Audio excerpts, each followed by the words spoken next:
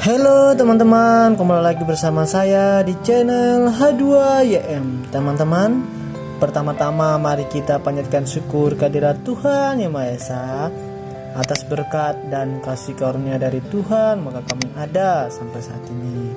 Nah teman-teman, pada video kali ini saya membahas mengenai contoh soal dari materi momen gaya. Materi momen gaya nih teman-teman bisa pelajari di fisika kelas 11 semester ganjil bab pertama. Teman-teman, sebelum membahas mengenai contoh soal momen gaya, saya mengingat teman-teman sedikit nih mengenai rumus dari momen gaya. Momen gaya memiliki beberapa rumus teman-teman. Di antaranya tau sama dengan F kali R. Tau ini bisa dikatakan sebagai momen gaya atau bisa dikatakan sebagai torsi. F adalah gaya, R itu adalah jarak. Jika tahu menggunakan rumus ini, maka gaya itu tidak dikenai sudut. Kayak gitu ya. Nah, lanjut. Tahu sama dengan F kali R kali sin theta, teman-teman ya. Lanjut. Tahu sama dengan F kali R kali cos theta. Oke, teman-teman, lihat nih, apa perbedaannya sin dengan cos? Teman-teman lihat, dalam momen gaya ini perumpamaan balok. Mau baik teman-teman mau dorongnya menyamping, mau dorongnya lurus, atau dorongnya ke bawah menyamping, tetap mengarah pada sumbu Y kan teman-teman. Jadi kalau sumbu Y-nya kena sudut, maka menggunakan cos. Kalau sumbu Y-nya tidak dikenai sudut, maka taunya menggunakan rumus sin, teman-teman ya. Untuk kasus menggunakan tau menggunakan cos theta, teman-teman bisa melihat pada video sebelumnya. Saya telah menjelaskan di mana soal menggunakan tau cos theta. Nah gitu ya teman-teman. Nah, untuk mempersingkat waktu, mari yuk kita lihat soalnya. Perhatikan gambar berikut. Nah, kita disuruh untuk memperhatikan gambar nih. Nah, ini kasih perumpamaan balok atau batang kayu ya teman-teman. Dimana balok ini memiliki berapa titik teman-teman ya. Ada titik A, titik B, titik C, titik D, titik E ya. Titik A dipengaruhi oleh gaya F1 di F1 ya, dengan gayanya sebesar 4 Newton ya. Jarak dari titik A ke titik B adalah 1 meter. Jarak dari titik B ke titik C adalah 1 meter. Dan di mana titik C dipengaruhi oleh gaya sebesar F2 adalah 4 Newton ya. Namun gaya F2 yang mempengaruhi titik C itu ada terbentuknya suatu sudut, yaitu 30 derajat ya. Lanjut titik D, tidak dipengaruhi oleh gaya. Titik E ternyata dipengaruhi oleh gaya, yaitu sebesar 2 Newton, kayak gitu ya teman-teman. Nah, jika massa batang atau massa balok diabaikan, maka besar momen gaya terhadap titik B sebesar ternyata titik B ini dikatakan sebagai momen gaya atau poros ya teman-teman ya. Poros dari balok ya teman-teman, sebagai titik perputaran, kayak gitu ya teman-teman. Nah, tahap selanjutnya kita tulis penyelesaian teman-teman ya. Nah, tahap kedua kita tulis diketahui.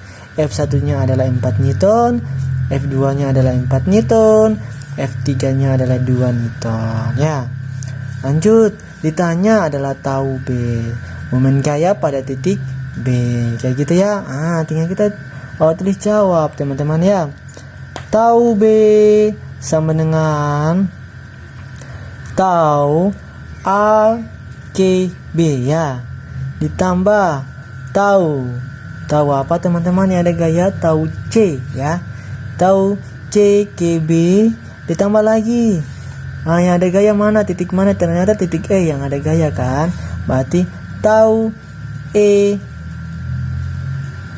K B teman-teman ya. Nah, ini kan cuma cukup 3 tahu saja teman-teman ya, karena ada 3 titik dipengaruhi oleh 3 gaya kayak gitu ya.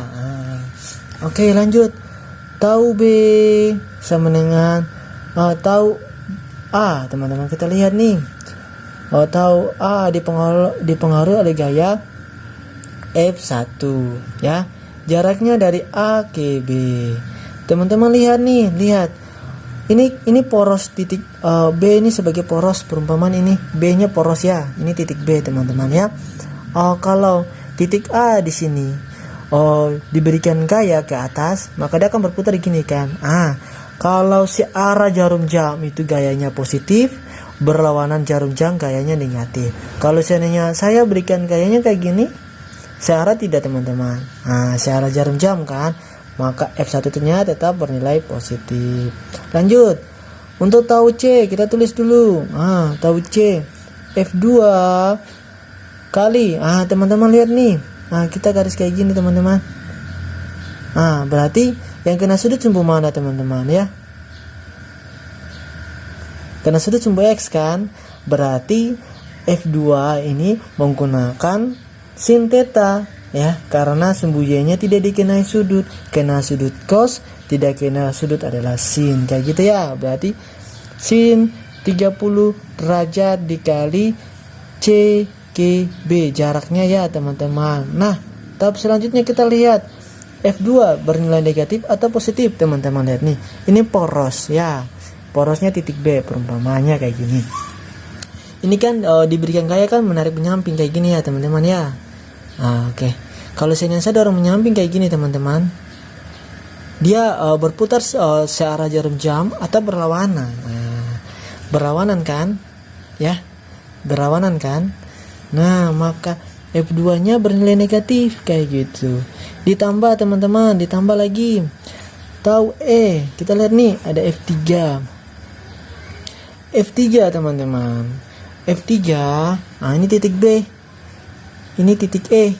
Kalau diberikan gaya sebesar 2 Newton, dia berputar searah jarum jam tidak teman-teman? Tidak searah kan, berlawanan kan, makanya F3-nya bernilai negatif dikali dengan jarak dari titik E ke titik B. Kenapa di sini tidak menggunakan sin atau cos? Karena tidak dikenai sudut teman-teman ya. Nah, ini kan sudah selesai teman-teman, tinggal dijawab aja, tinggal dimasukkan saja angka-angkanya ya teman-teman. F1-nya adalah 4 Newton. Jarak dari titik A ke titik B 1 meter. Ditambah kurang F2 adalah min 4 Newton. Sin 30 berapa teman-teman? Setengah ya. Sin 30 adalah setengah.